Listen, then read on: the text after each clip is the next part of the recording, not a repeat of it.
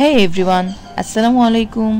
এই সুন্দর ফুলের ডিজাইনটি আমি কিভাবে কিসের উপর করলাম তা নিয়েই থাকছে আমার আজকের ভিডিও। তাই ভিডিও স্কিপ না করে সম্পূর্ণ দেখার অনুরোধ রইল। তো চলুন শুরু করা যাক। আমি এই কাজটি করেছি জিন্স ফ্যাব্রিকের উপর। বাসায় থাকা পুরনো জিন্সের প্যান্ট কেটে আমি এই ফ্যাব্রিকটি সংগ্রহ করেছি।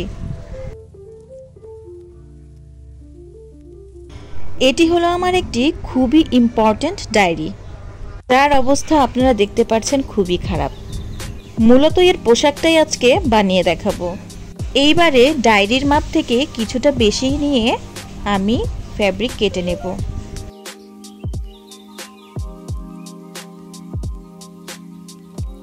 ফ্যাব্রিক কাটা শেষ, এবারে এটি ডায়েরিতে অ্যাটাচ করার পালা। আমি এখানে মাপঝোপটা একটু দেখে নিয়ে গ্লুগানের মাধ্যমে খুব ভালোভাবে আটসাট করে লাগিয়ে নেব। আর হ্যাঁ, আপনারা চাইলে এখানে জিন্সের পরিবর্তে যে কোনো ফ্যাব্রিক ইউজ করতে পারেন। আমার কর্মকাণ্ড দেখে অনেকেই ভাববে খেয়ে দিয়ে কাজ নাই, সারাদিন অকাজ করি। সত্যি কথা বলতে আমি খেয়ে দিয়ে সব কাজ সেরে তারপর বসি ফ্রি মাইন্ডে ক্রাফটিং করতে। অনেকেই আমাকে পার্সোনালি জিজ্ঞেস করে, এই বুদ্ধিগুলো তোমার মাথায় আসে কোথা থেকে? আমার মনে হয় আমার মতো যারা আছে তাদের ওই এক জায়গায় গেলেই সুন্দর সুন্দর আইডিয়া আসে। আর সেই জায়গাটা হলো ওয়াশরুম। কারণ ওই একটা জায়গায় আমি রিল্যাক্সে চিন্তা করতে পারি। আমার সাথে কে কে একমত তা কিন্তু অবশ্যই কমেন্টে জানাবেন। এবারে ফ্যাব্রিকটি গ্লু গানের মাধ্যমে এভাবে অ্যাটাচ করে দেব।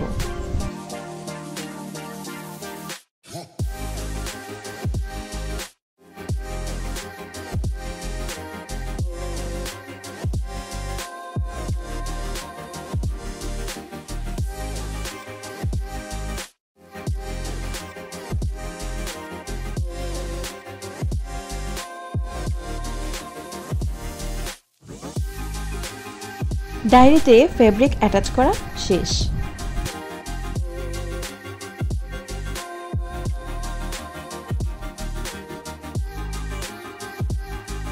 এবারে আমি ফ্রি হ্যান্ডে ডিজাইনটি এঁকে নিয়েছি।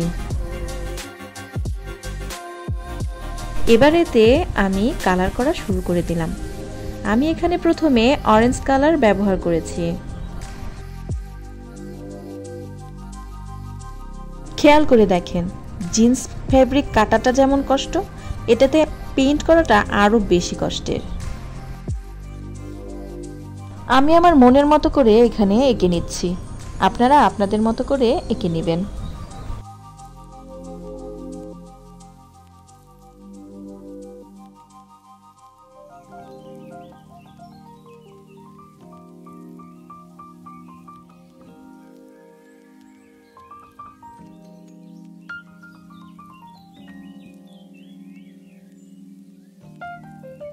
ফুলগুলো আঁকা শেষ, এবার আমি ডালপালাগুলোও এঁকে নেব।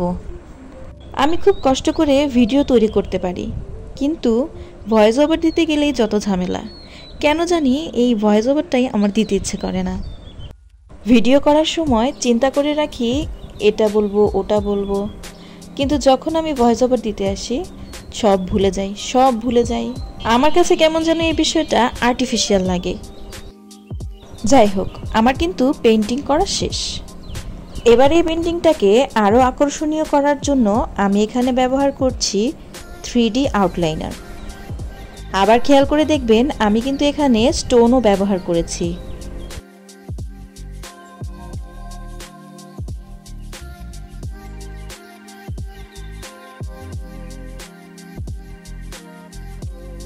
স্টোন আর আউটলাইনার অ্যাপ্লাই করার পর এটাকে দেখতে কিন্তু আরও গর্জিয়াস লাগছে।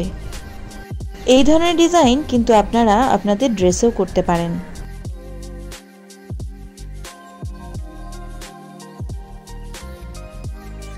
এই যে এত সুন্দর করে, এত কষ্ট করে এত সুন্দর একটা ডিজাইন করলাম, আবার আমার নামটাও লিখলাম। এত কিছু করার পর যখন আমি দেখলাম আমি পুরা কাজটা করেছি আমার ডায়েরির উল্টা সাইডে, মেজাজটা তখন কেমন লাগে বলেন তো দেখি।